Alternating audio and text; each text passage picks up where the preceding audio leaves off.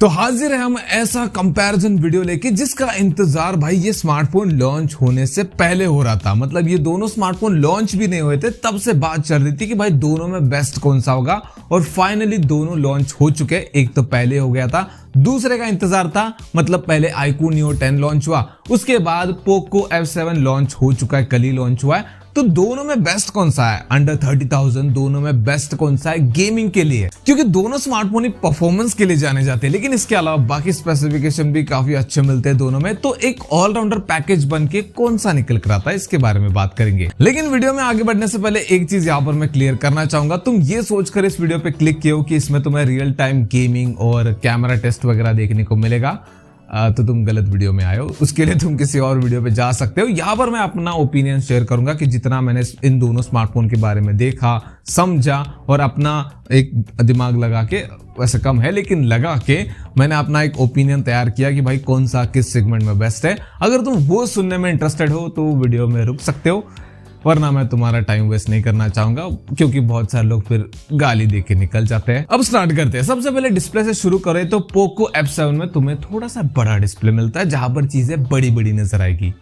मतलब गेमिंग के टाइम पे कुछ मूवीज वगैरह देख रहे हो उस टाइम पे। लेकिन दोनों में तुम्हें 1.5 के एमोलेड डिस्प्ले मिलता है।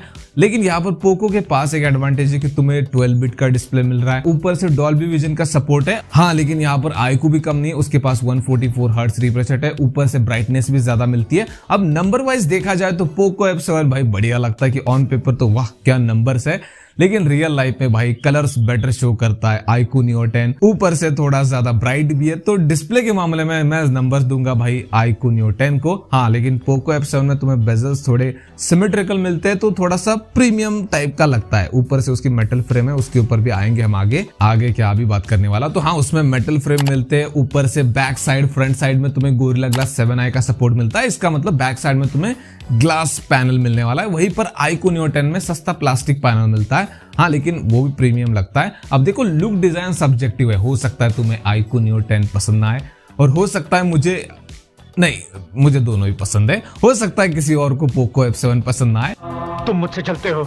जोक्स अपार्ट, Poco F7 के पास भाई प्रीमियमनेस है। मतलब तुम्हें ग्लास बैक मिल रहा है, ऊपर से मेटल फ्रेम्स मिल रहे हैं, जिसकी वजह से उसको होल्ड करोगे तो ऐसा लगेगा कि भाई कोई फ्लैगशिप डिवाइस हाथ में पकड़ा है। ऊपर से तुम्हें IP66, 68, 69 की रेटिंग मिलती है, तुम्हारा फेवरेट नंबर। लेकिन वहीं पर iQOO Neo 10 पीछे रह जाता है, मेरे भाई पर हाथ उठाया तूने। उसमें खाली IP65 की रेटिंग है। हाँ, लेकिन इतने सारे नंबर होने के साथ पोको के पास एक डिसएडवांटेज है कि वो थोड़ा सा हेवी है, क्योंकि उसमें ग्लास पैनल मिल रहा है, ऊपर से बैटरी थोड़ी बड़ी है। iQOO वाला थोड़ा सा मतलब लाइट वेट है, वो पकड़ने में उतना हैवी नहीं लगेगा। लेकिन यहाँ पर फुल मार्क्स जाते हैं Poco F7 को। अब आते तुम्हारे फेवरेट सेगमेंट में, यानी कि परफॉर्मेंस किसकी बेटर है भाई? कौन है असली किंग अंडर 30,000? वैसे एक भी अंडर 30,000 वाला नहीं है, बात तो सही है, लेकिन जुगाड़ लगा के आ जाते हैं। चलो परफॉर्मेंस की बात करते हैं। दोनों में स्नैपड्रैगन 8s Gen 4 मिल जाएगा, तो दोनों में परफॉर्मेंस तो मतलब अच्छी मिलने वाली है। अब iQOO वालों का ये क्लेम है कि हम 2.4 मिलियन एंट्यूडू स्कोर निकाल सकते हैं हमारे iQOO Neo 10 में, जबकि रियल लाइफ में उतना नहीं आता। दोनों का लगभग सेम ही है, या तो 2 मिलियन या फिर 2.1 मिलियन, इन दोनों के मतलब इसके बीच में रहता है। उसके अलावा LPDDR, 5x RAM, UFS 4.1 storage दोनों में मिल जाती है। iQOO के साथ एक कैच है कि तुम्हें बेस वेरिएंट में 128 GB स्टोरेज मिलता है, ऊपर से वहां पर UFS 3.1 स्टोरेज मिलती है, तो वहां पर परफॉर्मेंस थोड़ी कम मिलेगी, एंट्यूडू स्कोर भी कम आएगा। लेकिन ओवरऑल गीकबेंच टेस्ट में एंट्यूडू स्कोर में iQOO Neo 10 बेस्ट है, अगर हम LPDDR, 5x RAM, UFS 4.1 storage वाला वेरिएंट लेते हैं। ऊपर से गेमिंग में भी वहां पर एडवांटेज है कि 144 हर्ट्ज का रिफ्रेश रेट है, तो जिसकी वजह से फ्यूचर में अगर BGMI में 144 FPS का सपोर्ट आता है तो मिल सकता है तुम्हें। और अभी भी तुम्हें 120 FPS की गेमिंग मिल रही है BGMI में, जहां पर Poco F7 तुम्हें 90 FPS की दे रहा है। हाँ, लेकिन फ्यूचर में वहां पर भी 120 FPS का सपोर्ट आने वाला है, Poco वालों ने खुद कहा है। लेकिन अभी फिलहाल इस टाइम पे अगर एवरेज FPS की बात करें तो iQOO Neo 10 बेस्ट है, ज्यादा बेटर FPS निकाल कर दे रहा है, ज्यादा हीट भी नहीं होता Poco F7 से कंपेयर करें तो फिर से भाई यहाँ पर Poco F7 के नंबर भी अच्छे लग रहे थे iQOO की तरह, लेकिन मात दे दी भाई iQOO Neo 10 ने परफॉर्मेंस के मामले में भी।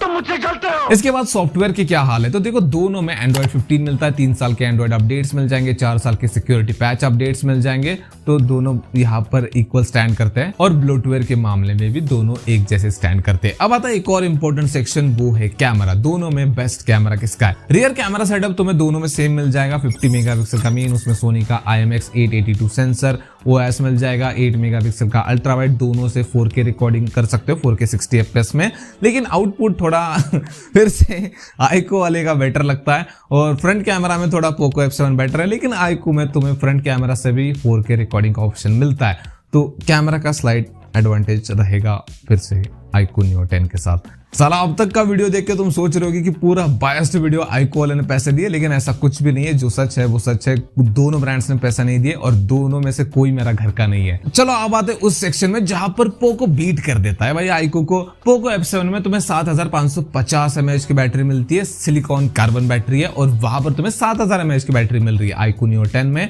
और पोको F7 में तुम्हें 22.5 वाट का रिवर्स वायर्ड चार्जिंग का सपोर्ट मिलता है, विच इज गुड। तुम दूसरे फोन को चार्ज कर सकते हो अगर उसमें बैटरी कम है, अगर तुम 2 फोन कैरी करते हो तो।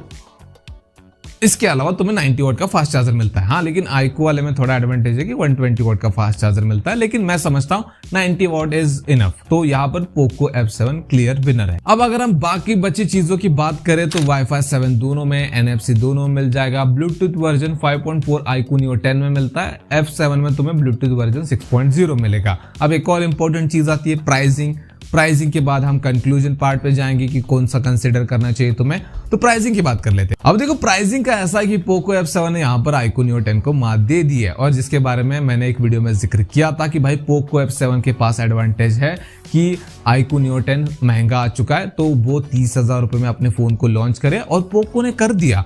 Poco F7 12GB plus 256GB variant वैसे तो 32,000 का मिलता है, कार्ड ऑफर के साथ 30,000 का मिलेगा, लेकिन अगर तुम कार्ड डिस्काउंट को भी निकाल देते हो तो 32,000 रुपए में तुम्हें 12GB रैम 256GB स्टोरेज मिल रही है।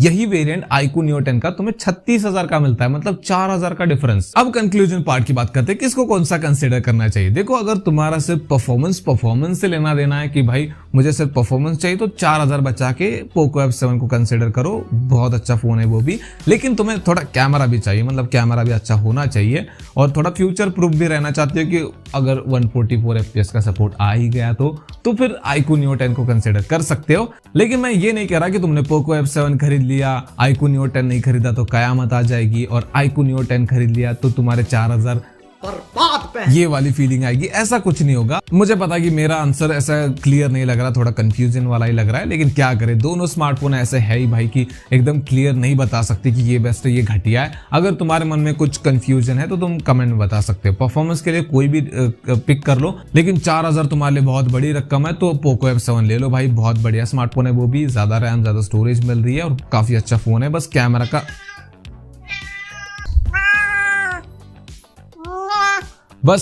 में थोड़ा सा पीछे रह जाता है, लेकिन इसके अलावा अगर कोई कंफ्यूजन है तो नीचे कमेंट में पूछ सकते हो, वहां पर डिस्कस करेंगे। लाइक कर देना वीडियो को पसंद आया तो, और सब्सक्राइब कर देना चैनल को। मिलते हैं नेक्स्ट वाले वीडियो में।